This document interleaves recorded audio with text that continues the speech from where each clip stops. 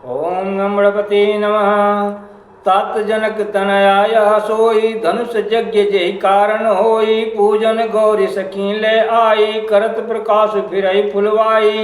हे तात यह वही जनक जी की कन्या है जिसके लिए धनुष यज्ञ हो रहा है। सखियां इसे गौरी पूजन के लिए ले आई हैं। यह फुलवाड़ी में प्रकाश करती हुई फिर रही है। जासु बिलो की अलौकिक शोभा सहज पुनीत मोर मन शोभा। सो सब कारण जान विधाता पर कहीं सुभद अंग सुन भ्राता। जिसकी अलौकिक सुंदरता देखकर स्वभाव से ही पवित्र मेरा मन क्षुब्ध हो गया है।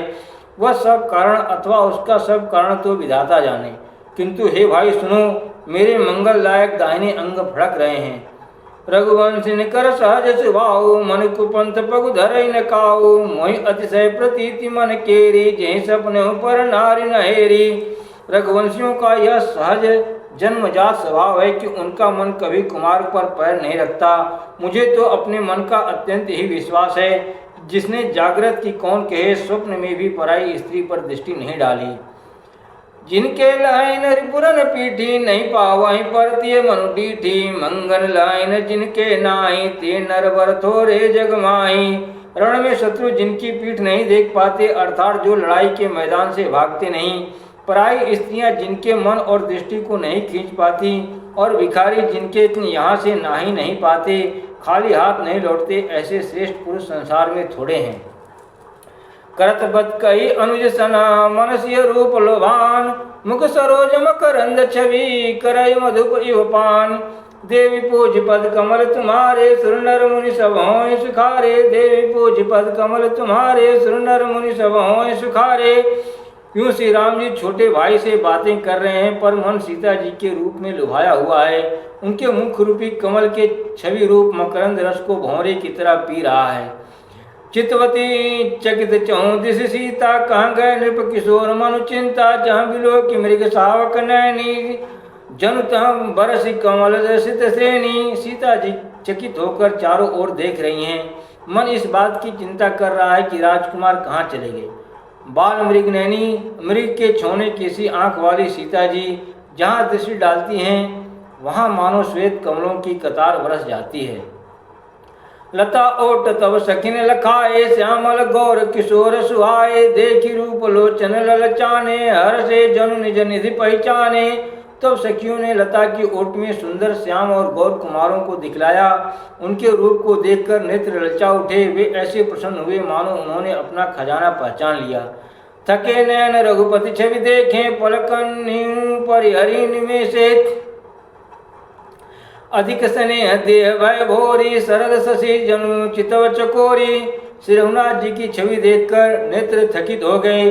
पलकों ने भी गिरना छोड़ दिया। अधिक स्नेह के कारण शरीर विह्वल बेकाबू हो गया, मानो शरद ऋतु के चंद्रमा को चकोरी बेशुद्ध हुई देख रही हो।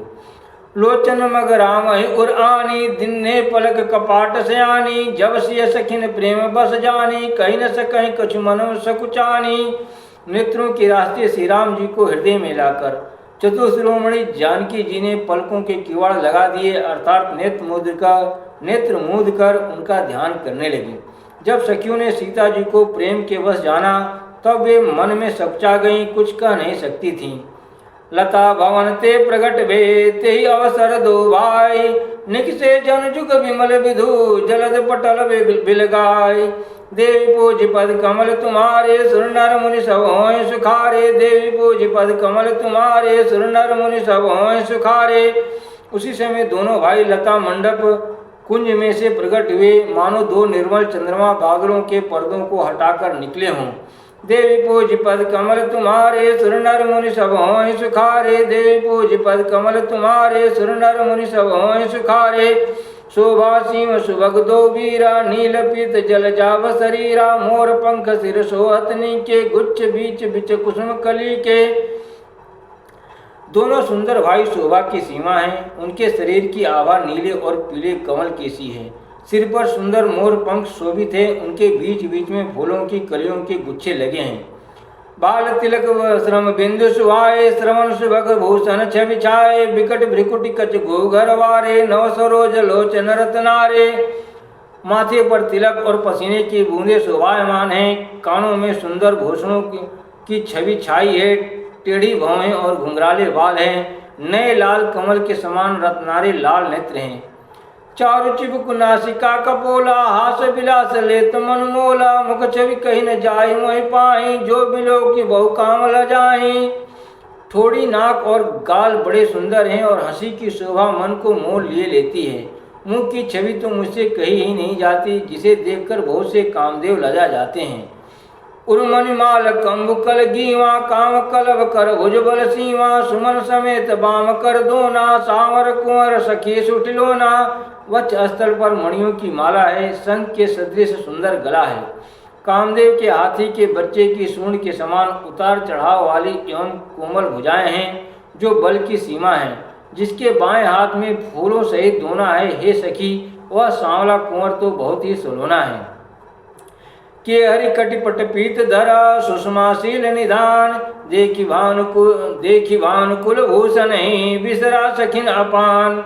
देवी पूज पद कमल तुम्हारे, सुर नर मुनि सब होय सुखारे। देवी पूज पद कमल तुम्हारे, सुर नर मुनि सब होय सुखारे। सिंह की सी पतली लचीली कमर वाले, पीताम्बर धारण किए हुए, शोभा और शील के भंडार, सूर्य कुल के भूषण श्री रामचंद्र जी को देखकर सखियां अपने आप को भूल गईं। धरि धीरज एक आलिसयानी, सीता सन बोली गई पानी, बहुरी गौरी कर जान करे हो, भूप किशोर देख किन ले हो। एक चतुर सखी धीरज धरकर हाथ पकड़कर सीता जी से बोली, गिरिजा जी का ध्यान फिर कर लेना, इस समय राजकुमार को क्यों नहीं देख लेती। सकुच सिंह तब नयन उगारे, सनमुख दो रघु सिंह निहारे। नकसिक देखी राम कै शोभा, सुमिर पिता पनु मनु अति शोभा।